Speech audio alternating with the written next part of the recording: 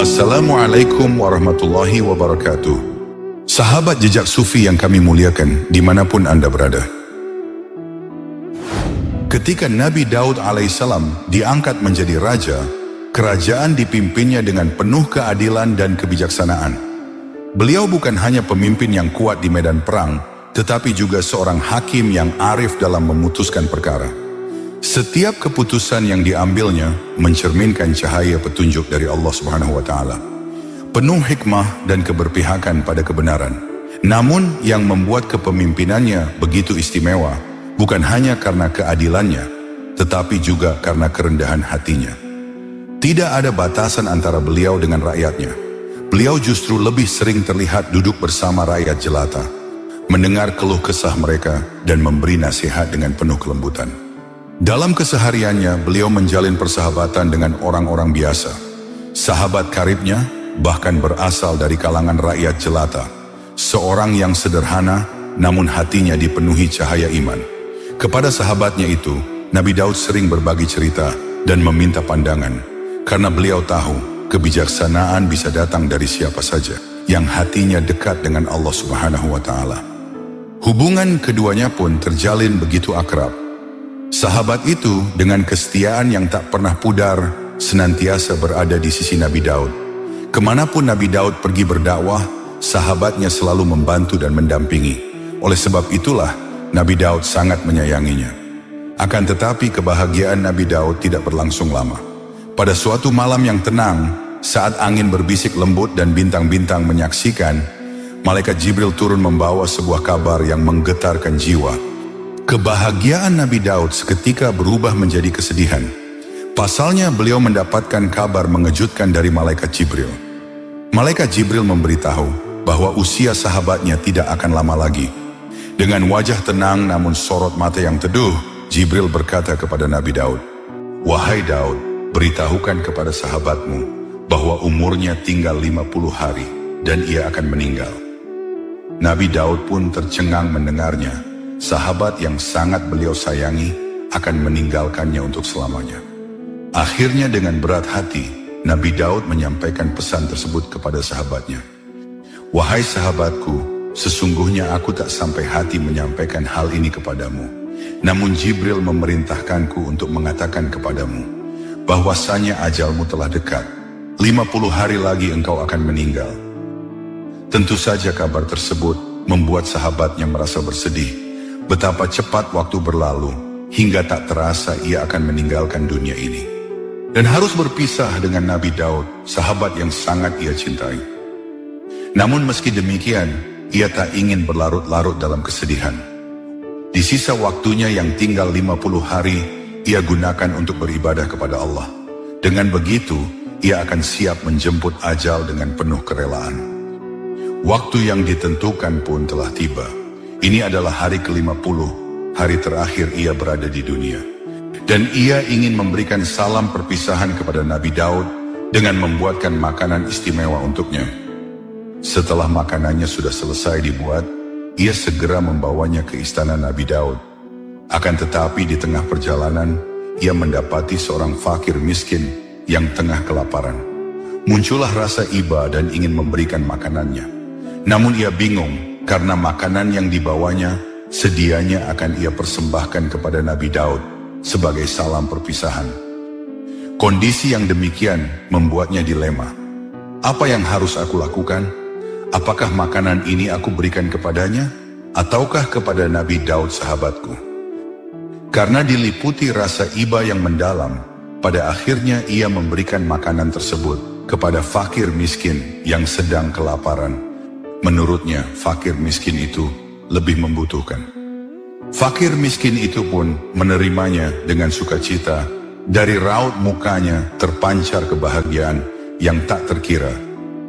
"Terima kasih Tuan, semoga Allah membalas kebaikan Anda," kata fakir miskin penuh bahagia. Ternyata atas sedekah yang dilakukan, Allah perintah kepada malaikat Jibril untuk memberikan kabar gembira kepada Nabi Daud. Kabar itu mengatakan bahwa berkat sedekah yang dilakukan sahabatnya, Allah menunda ajalnya dan tambahan umurnya 50 tahun lagi. Begitu mendapat kabar dari malaikat Jibril, Nabi Daud segera memberitahukan kepada sahabatnya, "Wahai sahabatku, Allah telah menunda ajalmu, engkau diberi kesempatan hidup lebih lama lagi. Allah menambahkan umurmu 50 tahun, kata Nabi Daud. Mendengar kabar menggembirakan tersebut, seketika sahabatnya langsung sujud syukur karena saking bahagianya. Demikianlah kisah tentang keutamaan bersedekah di zaman Nabi Daud. Wallahu a'lam bishawab. Ada kisah menarik lain tentang Nabi Daud alaihissalam, yaitu awal mula Nabi Daud bekerja sebagai pengrajin baju besi. Ketika menjabat sebagai raja, Nabi Daud punya kebiasaan belusukan ke rumah-rumah penduduk. Dengan menyamar sebagai rakyat biasa, ia berkeliling di malam hari. Saat ia tengah melakukan belusukan, datang malaikat Jibril yang juga menyamar sebagai rakyat jelata. Nabi Daud yang tidak mengetahui, segera menghampiri malaikat Jibril. Nabi Daud mengira bahwa malaikat Jibril adalah salah satu warga penduduk desa. Kemudian Nabi Daud bertanya, "Bagaimana pendapatmu tentang Raja Daud?" Malaikat Jibril menjawab, "Dia adalah sebaik-baiknya raja, hanya ada satu kekurangannya." Mendengar itu Nabi Daud merasa penasaran, apalagi orang yang berbicara, ia kira adalah rakyatnya.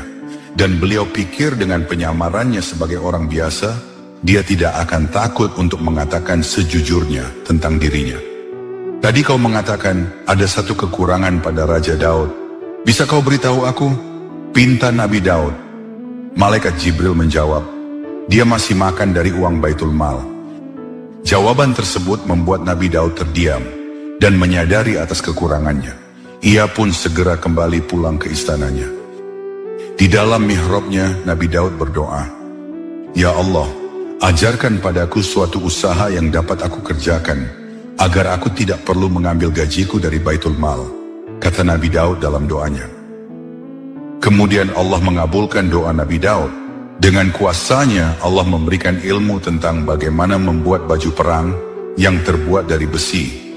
Dan sejak saat itu, Nabi Daud tak lagi mengambil gaji dari Baitul Mal. Ia menafkahi keluarganya dari hasil penjualan baju perang. Begitulah kesederhanaan Nabi Daud demi untuk lebih mendekatkan diri kepada Tuhannya. Dalam kehidupannya sehari-hari, beliau membagi hari-harinya menjadi 3.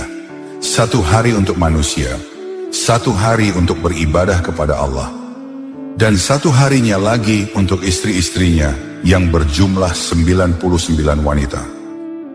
Setiap kali Nabi Daud membaca kitab Zabur, maka beliau mengetahui beberapa keutamaan para nabi sebelumnya, seperti Nabi Ibrahim, Nabi Ishak, Nabi Yakub. Kemudian timbullah keinginan pada diri Nabi Daud agar bisa mempunyai keutamaan seperti mereka. Hingga pada suatu malam, Nabi Daud dalam kesendiriannya memasuki mihrab tempat beliau biasa beribadah. Nabi Daud berkata dalam doanya, "Ya Allah, segala keutamaan telah dihabiskan oleh bapak-bapakku, maka berilah saya keutamaan seperti yang Engkau berikan kepada mereka." Allah kemudian berfirman, "Wahai Daud, nabi-nabi sebelum kamu telah mendapatkan ujian yang berat. Ibrahim diuji dengan menyembelih anaknya. Nabi Ishak diuji dengan buta kedua matanya. Sedangkan Yakub diuji dengan kesedihan karena kehilangan Yusuf. Sedangkan engkau belum diuji seperti mereka." Maka Nabi Daud berkata, "Ya Allah, ujilah saya seperti mereka, dan berilah saya keutamaan seperti keutamaan mereka." Lalu Allah kembali berfirman, "Engkau akan diuji, maka bersiap-siaplah." Beberapa hari setelah itu, terbesit keinginan pada diri Nabi Daud untuk menggenapkan istrinya menjadi 100. Dan keinginannya tersebut lalu Allah uji dengan mencintai istri orang lain. Pada saat itu, Nabi Daud secara tidak sengaja melihat ada wanita cantik. Beliau pun sangat tertarik dan terpesona oleh kecantikannya. Akan tetapi ketika akan menjadikannya istri yang ke-100, ternyata wanita itu sudah bersuami. Nabi Daud yang sudah sangat tertarik dengan wanita tersebut, lalu mendatangi suaminya. Beliau meminta kepada suami wanita itu untuk menceraikannya. Sang suami yang juga sangat mencintai istrinya, merasa berat untuk melepaskannya. Namun ia tak mungkin berani menolak perintah Nabi Daud. Apalagi Nabi Daud adalah raja yang sangat berkuasa. Kemudian ia bermunajat memohon pertolongan Allah agar Nabi Daud tidak mengambil istri yang sangat ia cintai. Doa sang suami pun dikabulkan oleh Allah.